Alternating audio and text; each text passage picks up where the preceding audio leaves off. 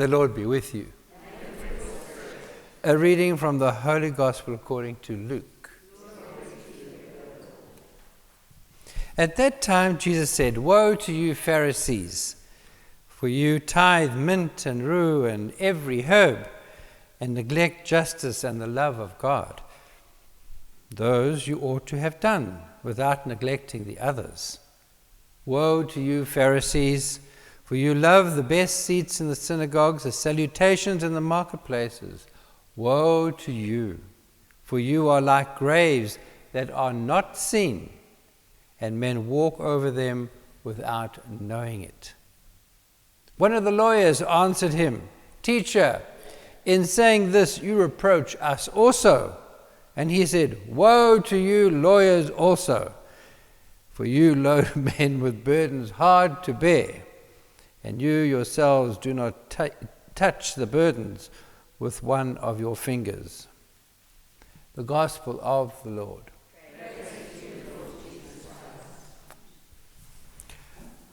I wonder if Jesus was having a bad day that day, you know, everybody that spoke to him, woe to you, woe to you. You kind of felt, well, let's leave him today, we'll come back tomorrow. But he's, we can't say too much bad about Jesus, can we? But I mean, let's look at what he was truly trying to say.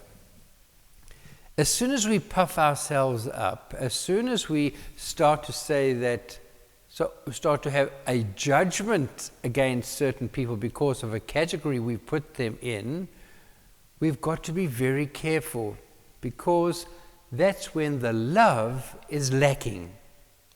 So right in the first reading with the Galatians has this whole list of sins. And then he says to us, but we must live by the Spirit. And that's how Jesus lived his life, by the Spirit. Not by the law. As he says so beautifully here, he says, you ought to have done all these things. Yes, if we do the right thing, we will automatically be obeying the law and doing all those prescriptive things, because the law is there just to guide us, but not to crucify us. The laws are to guide us, not to crucify us, and to guide us into loving. And so I really enjoyed reading about Callistus, poor old Callistus. He was a slave, and he was promoted as a slave, and he then got into some kind of banking. This is all in the 3rd century, so it's 2nd, 3rd century.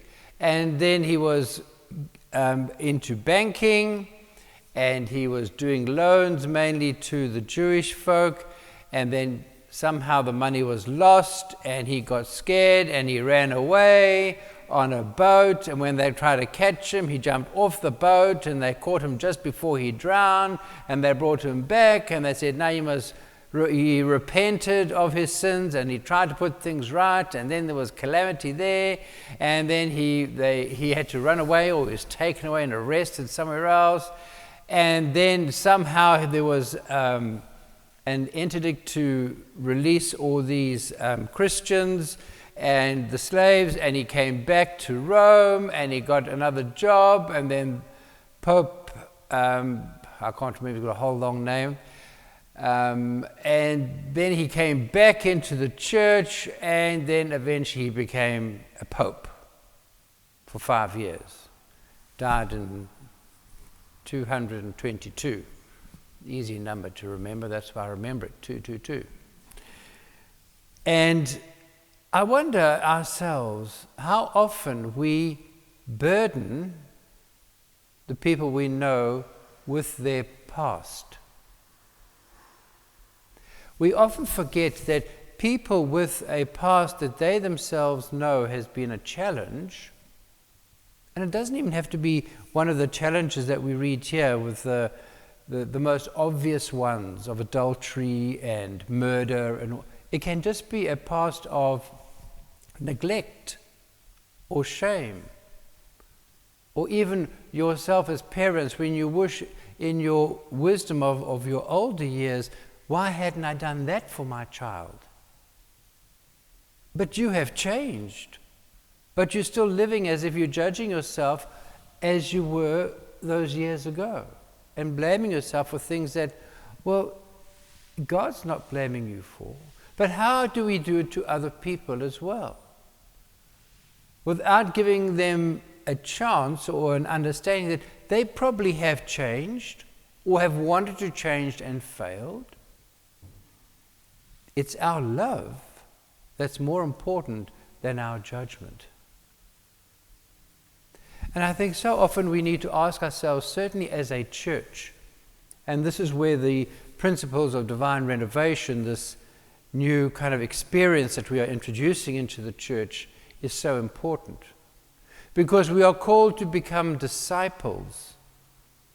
We are called to make disciples. We are called to make our churches as welcoming as possible, even if that means people who have got question marks in our own minds, but not in God's minds possibly, want to come in. How welcoming are we? Or are we going to burden them again with their past? How welcoming are we? How welcoming are we and forgiving are we in our families, so towards ourselves, our families as well? Because if we continue not living in the present and feeling the spirit of the present, we ourselves do not grow. If we allow ourselves to see the goodness of everybody in this moment, forgetting the past, but just this moment that we are interacting with them, how much more love can we show in the world? And it would seem this is what Jesus was doing. He was saying even to the lawyers and Pharisees, you are burdening people that do not need to be burdened. They need to be loved. Let God do the judgment. Let us do the loving. And indeed, the Eucharist is another sign of this continual love that Jesus has for us. Have you noticed how often in the Mass that we ask God for forgiveness and He forgives us, even just before communion? This great oozing of love to say, yes, I know you're human, but there's a better way. Take this moment of love, appreciate it, feel it, and then give it when you go. So today let us be careful of our thoughts, especially when we interact with people and we start to bring this history back and give them a second chance today.